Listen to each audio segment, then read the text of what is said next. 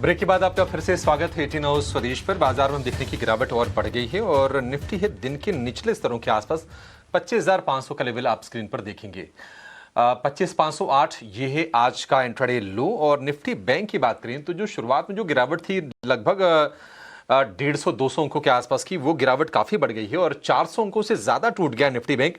59,700 के नीचे आके कारोबार कर रहा है। एडवांस डिक्लाइन का रेशियो भी पुअर है। 800 शेयर अगर ऊपर है तो करीब 2,000 शेयर आपको नीचे दिखाई देंगे। और निफ्टी बैंक में गिरावट की वजह यह है कि एचडीएफसी बैंक 1% और टूट गया। नतीजे बाजार को पसंद नहीं आए। आईसीसी बैंक के नतीजे भी वीक हैं। मुनाफे में हमने गिरावट देखी आईसीसी बैंक की 3.5% नीचे आपको आईसीसी बैंक का शेयर दिखाई देगा। तो जो गेंस आ रहे थे आईसीसी बैंक में, ऐसा लग रहा था कि शायद आईसीसी बैंक अपनी नरमी को पीछे छोड़ के आगे बढ़ने के लिए तैयार है। फिर से उसी रेंज में, उसी जोन में जाके फंसता हुआ नजर आ रहा है। 1360 रुपए के आसपास के प्राइसेस हमने देखा था कि 1450 रुपए के आसपास तक आईसीसी बैंक चला गया था और वहां से ये रिवर्सल बहुत ही शार्प आपको नजर आएगा। बाजार में अर्निंग्स से काफी उम्मीदें थी, लेकिन वीकेंड के दौरान जो भी नतीजे आए वो बाजार में कॉन्फिडेंस भरने का काम नहीं कर रहे हैं। आप देखिए रिलायंस के नंबर आए, रिलायंस कमजोर है, 2.25% नीचे। रिलायंस आज 1520 रुपए के आसपास के भाव हमने देखे रिलायंस के, 1420 की माफ कीजिएगा। बाकी आईसीसी बैंक, विप्रो, जितने भी नतीजा है ज्यादातर आपको आज शेयर कमजोर नजर आएंगे। तो क्या जो उम्मीदें हमने पाल रखी थी Q3 से, अगर उसके आधार पर नतीजे नहीं आते हैं तो क्या बाजार यहां से और नीचे आने का रिस्क है? बजट से पहले आपकी रणनीति क्या होनी चाहिए? जियोपॉलिटिकल फ्रंट पर जो टेंशन इमर्ज हो रहे हैं स्पेशली ट्रंप की ओर से, बाजार को कितना परेशान करेंगे? और सबसे बड़ा सवाल कि क्या एफआईज Q3 के अर्निंग्स देख के आएंगे या नहीं आएंगे, क्योंकि अभी तक तो अर्निंग्स ऐसे आए नहीं हैं। हमारे साथ एक दिग्गज एक्सपर्ट जुड़ रहे हैं मार्केट के महारथी के तौर पर। विजय मंत्री फाइनेंशियल सर्विसेज के फाउंडर विजय मंत्री हमारे साथ हैं। मंत्री जी, बहुत शुक्रिया आपका समय देने के लिए। स्वागत है आपका 18 हाउस स्वदेश पर। सर, कैसी सिचुएशन आप देख रहे हैं बाजार में?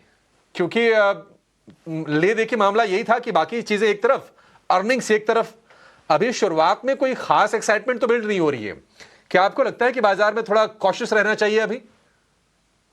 देखिए, बाजार में बिल्कुल अभी कॉशियस रहना चाहिए, एक्स्ट्रा अग्रेसिव नहीं होना चाहिए, क्योंकि एक तो वैल्यूएशन ही हमारे पहले थोड़े ऊपर थे और इंडियन मार्केट इमर्जिंग मार्केट के मुकाबले काफी प्रीमियम पे था। वो प्रीमियम ऑफ लेट काफी कम हो गया है और एफआईआई कंटिन्यूस बेसिस पे माल बेच रही थी। और उसका रीजन एक तो डोमेस्टिक वैल्यूएशन था, दूसरा जो करेंसी डेप्रिशिएट हो रहा था, और तीसरा उनको अलग मार्केट काफी अच्छे लग रहे थे। उसके ऊपर थोड़ा बात करूंगा मैं। तो मेन रीजन मेरे को लगता है कि अर्निंग इतना रोबस्ट अर्निंग हुआ नहीं है, और उसके ऊपर जो जियोपॉलिटिक की वजह से सेंटिमेंट काफी खराब हो गए। तो सब डरे हुए, सपोज आपका पैसा कहीं बाहर लगा हुआ होता है ऐसे माहौल में और बड़े चैलेंज होते तो आप भी क्या करते? आप भी अपना पैसा निकालने की कोशिश करते। लेकिन दो डेटा पॉइंट बहुत इंटरेस्टिंग है देखने लायक कि हम बोल रहे कि इंडिया से पैसा निकालो, लेकिन डालो कहाँ? तो लोग यूएस मार्केट की बात करते हैं। तो यूएस मार्केट का S&P का पी मल्टीपल 26 के आसपास है, इंडिया से ज्यादा है। और बहुत इंटरेस्टिंग है, वॉरेन बुफे 31% कैश पे बैठे हैं और यूएस में म्यूचुअल फंड से पिछले 2 सालों में करीब 1.5 से 2 ट्रिलियन डॉलर का पैसा एक्चुअली बाहर निकला है। और वो पैसा इक्विटी और हाइब्रिड से निकल के डेट म्यूचुअल फंड की तरफ आया है, बॉन्ड फंड में आया है, मनी मार्केट फंड के अंदर आया है। तो even that market which is creating all kind of problem, वहां भी domestic investor, one of the biggest investor, is thinking very very differently. तो मेरे हिसाब से इंडिया में स्ट्रक्चरल चैलेंज नहीं है, लेकिन यस, अर्निंग का चैलेंज रहेगा और अगले 3-6 महीने में ऐसा ही रहने लगता है, हमको बाजार ऐसा ही रहता हुआ लगता है। 3 से 6 महीने ऐसे ही रहेंगे? मतलब कि 3 से 6 महीने ऐसे रहते हैं तो फिर तो ये FY26 निकल गया और जो हम उम्मीद करके चल रहे थे कि अच्छा अर्निंग्स आएंगी, थोड़ा सा रिवाइवल बाजार में आएगा, वो सेंटिमेंट भी डिंट होता नजर आ रहा है। मंत्री जी, आपने यूएस की बात की। यूएस में एक चीज मैं गौर कर रहा था कि बॉन्ड यील्ड फिर से धीरे धीरे ऊपर जा रही है।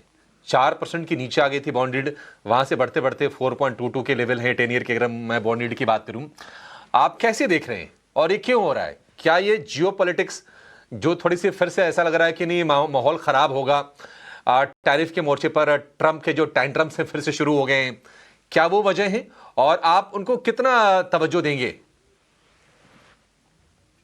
देखिए, यूएस इंटरेस्ट रेट, अगर आप कोई बोल रहा है कि एआई का जो बबल बन रहा है, आज यूएस मार्केट के अंदर ज्यादा डोमिनेंस मेगा 7 का है, और मेगा 7 में अनप्रेसिडेंट लेवल का एआई के अंदर इन्वेस्टमेंट हुआ है। तो काफी लोग एआई बबल की बात कर रहे हैं, और ये भी उम्मीद कर रहे हैं कि एआई का बबल टूटेगा जब इंटरेस्ट रेट ऊपर जाएंगे। और यूएस में देखिए, पॉलिटिशियन चाहते हैं कि इंटरेस्ट रेट ऊपर नहीं जाए, लेकिन जो सेंट्रल बैंक है वो बहुत क्लियर है कि वी कांट मैनेज इट। और उसका सिंपल कारण है कि यूएस में फूड इन्फ्लेशन 30% के ऊपर चला गया है, और एनर्जी इन्फ्लेशन 40% के ऊपर गया है। तो बहुत क्लियर है कि यूएस के अंदर इन्फ्लेशन दबने वाला नहीं है। हाँ, जिस तरीके से इन्फ्लेशन बढ़ा पिछले 5 सालों में, उससे थोड़ा कम हो जाएगा। Growth of inflation will come down, लेकिन इन्फ्लेशन नीचे आने वाला नहीं है। तो मेरे को लगता नहीं कि यूएस की डोमेस्टिक इकोनॉमी की वजह से इन्फ्लेशन वहां पे नीचे आएगा। हाँ, ऐसा ट्रम्प जैसे, वेनेजुएला जैसे कुछ चीज कर सकता है जो किसी की समझ के या किसी के भी थ्योरी में फिट नहीं बैठता है। तो वो नहीं कर पाया। तो बेसिक इकोनॉमिक की देखें तो यूएस के अंदर इंटरेस्ट रेट ऊपर जाएगा ही जाएगा। मतलब उसको रोकना बहुत इम्पॉसिबल है, क्योंकि आप टैरिफ लगा रहे हैं तो डोमेस्टिक जो चीज है यूएस कंज्यूमर खरीद रहा है, उसके दाम बढ़ेंगे। या फिर आप डोमेस्टिक प्रोड्यूस करो, तो आपका जो पहले reference point India, China, Vietnam ये कंट्री थी, अभी रेफरेंस पॉइंट आपका डोमेस्टिक कॉस्ट हो जाएगा। तो यस, यूएस में इंटरेस्ट रेट ऊपर जाएगा, उसका यूएस मार्केट पे इम्पैक्ट पड़ेगा, और उसका हो सकता है थोड़ा बहुत इम्पैक्ट इमर्जिंग मार्केट पे पड़े इन द बिगनिंग। लेकिन उसके बाद क्या होगा कि उसके बाद India will become more and more attractive. जो एफआई आज निकाल रहा है, वो शायद उस टाइम पैसा वापस लेके आएगा।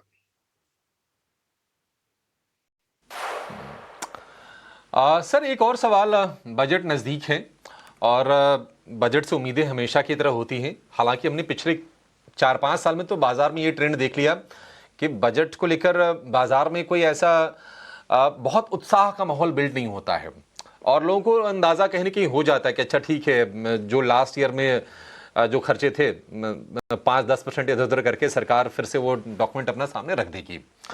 आप जरा बताइए सर कि बजट को लेकर आप कितने उत्साहित हैं, और बजट को ध्यान में रखकर बाजार में किस तरह से पोजीशन करने की आप सलाह देंगे? देखिए, बजट में देखिए बहुत बड़ा होता है टैक्सेस का, डायरेक्ट टैक्सेस और इनडायरेक्ट टैक्सेस। जो इनडायरेक्ट टैक्सेस का तो बहुत बड़ा पूरा जीएसटी काउंसिल के पास चला गया, तो वो तो यूनियन गवर्नमेंट का वन वे नहीं है। यूनियन गवर्नमेंट के हाथ में खाली अभी कस्टम ड्यूटी और इनकम टैक्स है, और वहां मुझे लगता है बहुत बड़ी रियायत पिछले बजट के अंदर दे दी गई है। तो वहां मुझे लगता नहीं कि थोड़ा बहुत ट्वीकिंग हो सकता और कुछ नहीं। तो मार्केट ये एज्यूम करके चल रहा है कि no news is the good news, क्योंकि अब हम सबको मालूम है कि जब एसटीटी लागू किया गया था तो ये कह के लिया गया कि भाई long term capital gain taxable नहीं है, लेकिन अभी एसटीटी भी है, स्टैम्प ड्यूटी भी है, और लॉन्ग टर्म कैपिटल गेन भी है। तो मुझे लगता है कि equity is been tax unnecessarily very very high. तो अगर आपको कुछ बाजार में कुछ इम्पैक्ट क्रिएट करवाना है, तो आपको definitely long term capital gain कम करना पड़ेगा। तो ही बाजार में कुछ लोगों का मन में वापस ये आएगा कि हमको इक्विटी में वापस पैसा डालना चाहिए। क्योंकि इस साल तो इफेक्टिवली लोगों का 2000 अगर आप 25-26 देखें तो इफेक्टिवली ढंग का पैसा लोगों का बना नहीं है, तो सरकार को लॉन्ग टर्म कैपिटल गेन भी कहां से आएगा। तो बाजार को अगर मैं टैक्सेशन में कुछ करे तो उसको देख सकता है। उसके अलावा लोग ये भी देखना चाहेंगे कि गवर्नमेंट अपना पैसा कहाँ खर्च कर रही है, क्या वो मेक इन इंडिया को और वायबल बनाने की कोशिश कर रही है। और मुझे लगता है कि काफी चीजें बिलो सरफेस हो रही है इंडिया में, वो बहुत अच्छी है। अगर आप जेन्युइन इनोवेटर से बात करेंगे, काफी लोगों से बात करेंगे, तो वो भले ऑप्टिमिस्टिक है। भले यूएस का थोड़ा उनके ऊपर टेंशन है कि यूएस में जो एक्सपोर्ट है उसके ऊपर चैलेंजेस है, उसके बियॉन्ड डोमेस्टिक इकोनॉमी को बड़ा चैलेंज मुझे नहीं लगता है।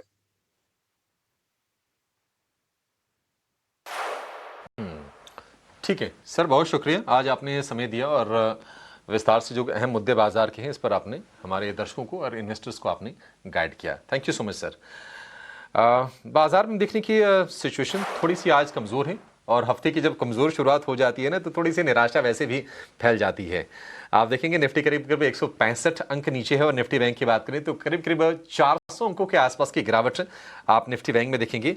और एडवांस डिक्लाइन का रेशियो भी कमज़ोर है। Wipro, ICC bank, Tata motor, Reliance, Cipla, मतलब बड़े बड़े जो शेयर हैं नतीजे तमाम कंपनीज के आए और उन नतीजों का बाजार में आज कोई उत्साह नहीं देख रहे हैं। टेक महिंद्रा इकलौता शेयर है जहां पर हम देख रहे हैं कि नतीजों के बाद बाइंग हो रही है, लगभग 3% ऊपर शेयर है और निफ्टी का सेकंड टॉप मोस्ट गेनर है इंटरग्लोब एविएशन के बाद। ये हिट मैप आपके सामने। तो जो बड़े शेयर हैं वो बाजार पर प्रेशर बना रहे हैं, जिनका वेटेज नहीं है वहां पर बाइंग हो रही है, इसके चलते आपको इंडेक्स में वो कंप्रेशन नजर आएगा। चलिए, इसी के साथ इशू को यहां पर समाप्त करने का समय भी हो गया है, लेकिन आप कहीं जाएगा नहीं क्योंकि ब्रेक के बाद हम मिड कैप शेयरों के विस्तार से बातचीत करेंगे मिड कैप मसाला में। नमस्कार।